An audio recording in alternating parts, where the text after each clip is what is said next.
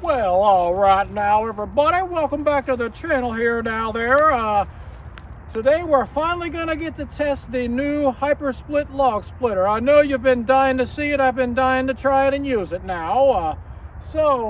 What we're going to do is I'm going to look at my clock here. I don't know, it's about noon, whatever, but I'm going to see how long it takes me to load this damn truck full of wood, stacked in rows, completely packed. I should have a truckload of wood there, but it was taking me a long time to load my truck with wood, which is, I don't know, somewhere between a rick and a half and 2 ricks of firewood, but I was going and working for 3 hours or more to do that now. So I bought myself that Stihl MS462 chainsaw, and it saves a lot of time bucking up the wood. I can do a whole pile in 20-30 minutes.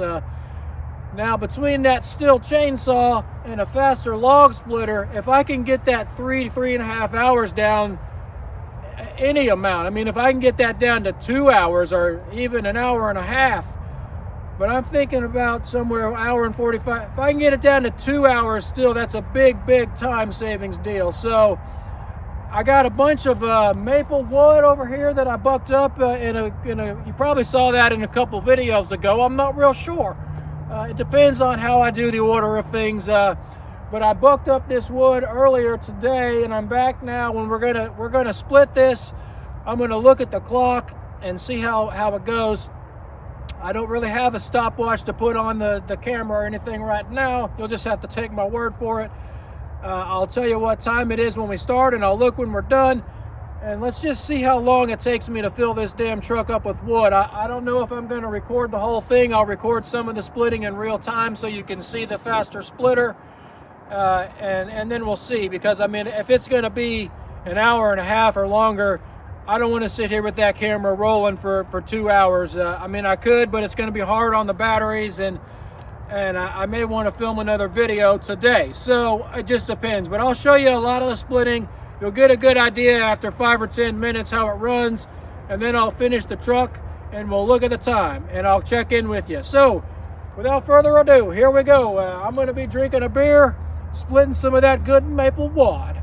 It's some good burning wood. So let's get on with it here now. It'd be really nice if that log splitter had a drink holder on it there for my beer now. I may have to see about doing something with that. All right, now I'm going to start off with some close-up footage of just right here on the log splitter so y'all can see it moving, and then I'll probably move and get a distant shot from behind. It is 12:37 right now when we get started. I'll let you guys know what it is when we're done, and I'm going to try to speed it along. I am recording, so it's going to take a couple minutes, and I might run out of gas because I mentioned it in the other video. They put gas, winterizing stabilizer in that, and there's about a half a tank of that in there. I want to blow that out of here and get that crap out of here, and then I might have to fill up with gas. So there's a couple things, but we should be able to get a pretty good idea now. So here we go. I'm going to get farts up, and I'll let y'all see close up, and then we'll get moving on here. All right, now it's actually about 12:40. I wanted to put my apron on, and I had to do a couple things. So it's about 12:40. I put this apron on. I got to do it. I'm sorry about the fashion statement now. It just ruins my clothes. I don't want to run all that shit through my washing machine. It just gets muddy and sawdust and everything all in your jeans. And so I don't want to do that. Put my apron on, and let's get moving on this thing now. I'm sick of dilly-dallying around. Here we go. Let's get fired up.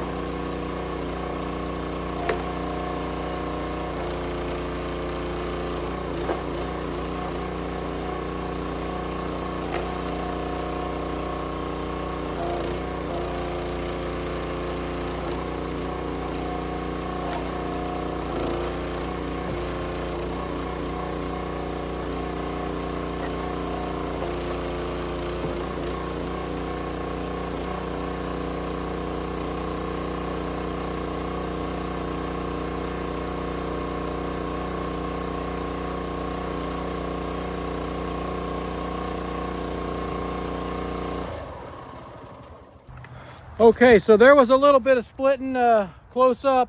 Now I need to get this stacking in rows. I got to climb in the truck and stack this. My first impressions here, very fast. It's cool, I like it. It's getting the wood split very well, very nice. It does take a little bit of getting used to with the dual log tables. I'm used to not having that other log, and I thought about that before I bought it, but I'm used to not having that other log deck sticking out, so it keeps your waist back up away. It kind of kicks your body out away from it a little bit. I'm used to being right up against it and having those logs right up against my belly, my whatever, your chest, abdomen, whatever it is there now. So it's a little bit different feel standing back, and then you do have a wheel down there to contend with. So you got to stand out in this area. I may end up taking that off, because then you can come up in here and stand back in here and get right up against it. That's just something I'm going to have to see with time. The other thing that I just noticed is they have this feature here. See this little raised tray right here? It's got a raised lip on it on this side now. That's so all of that stuff that gets, all of these pieces that get pushed back don't fall down into your motor, which is a nice feature, because I actually just stuck my hand in there and tried to push it and realized that there is a tray there. So you want to push it the other way. You want to push that stuff out away from your motor. And that is another thing that I just thought of. This little Briggs & Stratton does not have a strainer on, a fuel neck strainer under this cap. When you twist the cap off, it goes right down in there, and you can see how dusty it gets. So I'm thinking about contacting Briggs & Stratton. I already looked at the website, and they do sell a fuel neck strainer. It's only $4, but it's like $15 when you pay for shipping. So I'm gonna look into getting a strainer to drop down in there and strain my gas, because when you take that off, it just goes right into the fuel. There's no filter, no little screen or anything. And that's something that I want on this splitter. I mean, look how dusty it is after 10 minutes. And that's just the first time I used it. So a fuel strainer would be good. They do have this to try to prevent stuff from just totally falling all over your motor, which is bad, and sucking it all in. But now I just got to load this little pile of calf soxy and get it stacking in rows. I'm wasting too much time talking. Like I said, I'm trying to do this fast today, but I still got to film videos. Here's 3 minutes. I've already diverted my time. So let me get my rows going, and we're going to finish filling up this truck now.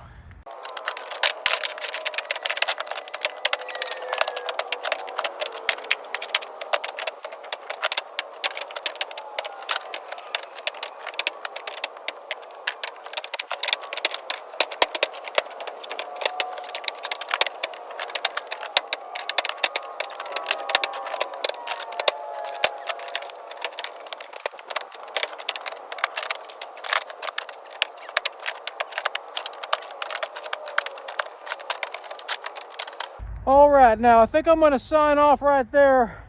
You've seen the splitter run. There's not really much to see from a distance here. I've talked about a lot of things now. And that little bit of splitting there, I got about 1 1/3 rows. So I'm just going to keep working. I got all these little maple rounds here, some good burning wood. And I'm going to keep working through it here, and I'll check back in real quick when we're done before we sign off and tell you the final time. I have burned about 5 minutes already doing filming. So thanks for watching. Don't forget to like and subscribe to the channel too. Thank you now. All right, boys and girls of YouTube, the time is 2:40, and you can subtract about 15 minutes because I screwed around a bunch. I had to fill up with gas, and I did a live video. I did a live stream in the middle of it, and I talked for like 3 minutes. So whatever that comes out to, I'll do the math later. I got it recorded. So 1 hour and 45 minutes to fill my truck up. Now here's the thing. I filled my truck up like ridiculously full. I mean, it's hard to see that, but that's my pickup truck. And that's about 2 ricks of firewood in there. So not only is it full, it's very full. It's heaping. It's probably overly full by a couple rounds. And I split it all very small as well. So I mean, you can see these pieces. I mean, they're all small. I'd like to I'm running low on wood. I feel like it's never enough. I always feel like I'm behind on wood. but I'd like to maybe have this available to sell like mid-February and March. So I split it as small as possible, and that's something else. If you just take a round and you just chunk it in half twice and make four big chunks of firewood out of it, it goes really fast and that fills a truck up fast. When you take the time to split everything, you know, hand size, I mean, that's pretty small. That's like 2 inches. Everything is small. I mean, see how thin that is? So when you take the time to make a lot of splits, I had to do a lot of splits. So that's something else. So I can feel it. It's faster, there's no doubt. I screwed around a bunch. I split it small and I split a bunch of wood. And it only took, well, it took an hour and 45 minutes or so, hour and 40 minutes. Like I said, if it was springtime and I could make the pieces bigger and they were going to dry all year, and I could just like I said, just make 2 cuts out of a log and make 4 pieces of firewood out of it and throw and go and let it dry all year, I could probably get it down to around an hour and 15 minutes or so. But we're going to do a lot more testing with it now. So this is just the first day out. I can feel it. It is a lot faster. Just getting used to it. It's a lot faster to keep up with it now. So overall, I like the splitter. I think it's going to save me time. It still took me an hour and 40 minutes, but I've already talked about it all. All right, I just want to make one more note on this maple wood video. Oh, my little my hook, my bungee cord's hanging out there. I don't want to lose that on the way home now. That's the rest of the wood. I just kind of split it up and piled it. I'll have to get it out of here another time. There is still 2 more logs. I'm not going to mess with bucking that up today. I want to split wood today and get wood drying. I'll come back and buck that stuff up another time. There's just a couple pieces left now. And you can see that's the piece with that wire running in it. And we got another little piece over there with wire in it. And there was another piece of metal in that wood. But here's what I want to get at here now. When I was splitting that wood, they came in to do a dump, the tree service guys. Oh, sorry, I'm going through all kinds of mess over here. Oh, there's a little piece of RTB right here. That's not too bad. That's some good burning wood. Oh. All right. Throw that over there by my pile. Oh gosh, I'm falling down. There's all kinds of wood. It's all over. Now anyway, sorry, I got a little sidetracked there. I found some RTB. Threw me off. Now anyways, what I was saying is, look at those wood chips right there. Now, if you know anything about firewood, you know what that probably is. That wood there is mulberry wood. Now, when they dumped it off, I thought it was actually Osage orange, but look how neat that looks for mulch. You know, I do sell the wood chip mulch, and that would look really weird in front of somebody's house. They'd probably think you're pretty tacky if you had yellow mulch in front of your house. It would make some really ugly mulch, but people do all kinds of weird things, so you know, somebody would probably like that. If you had the right house, it might look good with the color combination. Maybe if you had like a teal house or something, or a purple and yellow. I don't know what it would be, but I'm doing a voiceover here because I wasn't sure if it was Osage orange or mulberry, but I talked to the guys from the tree service. I texted Mike, and he told me that it was mulberry, so I wanted to make sure I was 100% sure before I said something, and I just decided to do voiceover there. But now, if somebody orders wood chips and if I bring them a load of that, they'd probably be pretty pissed off at me. They'd say, "What in the heck am I going to do with this? My house is going to look terrible." So unless I can find a use for those around my house or something, I mean, that's just kind of really unique looking. I thought it was kind of neat, so I wanted to show you guys that. Now, I'm going to be signing off here shortly.